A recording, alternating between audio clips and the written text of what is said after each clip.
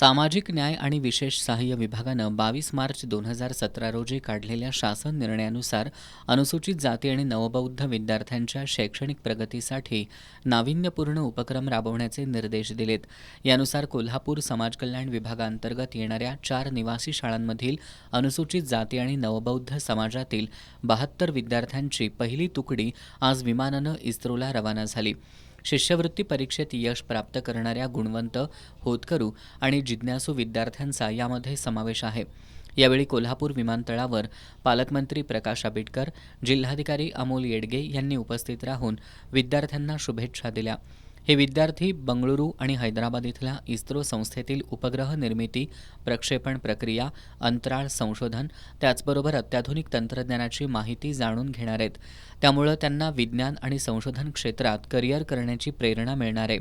केवळ पुस्तकी ज्ञानावर अवलंबून न राहता प्रत्यक्ष अनुभवातून हे विद्यार्थी तिथल्या वैज्ञानिक वातावरण अनुभवणार आहेत.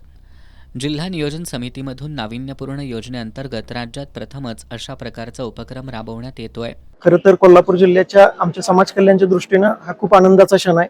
का तर मुलांना फक्त शैक्षणिक ज्ञान न देता प्रत्यक्ष कृतीतून शिक्षण किंवा वैज्ञानिक दृष्टिकोन त्यांचा जागृत व्हावा या दृष्टीनं आम्ही या दौऱ्याचं आयोजन केलेलं आहे. या दौरा आयोजन करण्यामध्ये माननीय पालकमंत्री महोदय, जिल्हाधिकारी महोदय, आमच्या विभागाचे प्रादेशिक उपायुक्त कोचुरे मॅडम तसेच आमचे सर्व सहकारी स्टाफ आणि मुख्याध्यापक यांच्या सगळ्यांच्या प्रयत्नातून हा अभ्यास दौरा आयोजित झालेला आहे.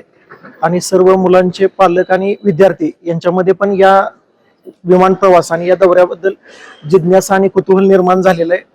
आणि या शैक्षणिक प्रगती आणि पुढील वर्षाचे प्रवेश यामध्ये आमच्या विभागाला या अभ्यास दौऱ्याचा निश्चितच फायदा होईल. दुसऱ्या टप्प्यात जिल्हा परिषद आणि महानगरपालिकेच्या शाळांमधील 280 विद्यार्थी सहभागी होणार आहेत. या उपक्रमाच्या माध्यमातून मागासवर्गीय प्रवर्गातील कोणताही विद्यार्थी आर्थिक परिस्थितीमुळे शिक्षणाच्या आणि अनुभवाच्या संधीपासून वंचित राहू नये याची काळजी शासनानं घेतली आहे. सामाजिक समानता, संधीची उपलब्धता आणि शैक्षणिक क्रांतीच्या दिशेनं टाकलेलं सामाजिक न्याय विभागाचं हे एक महत्त्वाचं पाऊल आहे. आज या विद्यार्थ्यांच्या आणि पालकांच्या चेहऱ्यावरील आनंद ओसंडून वाहणारा होता.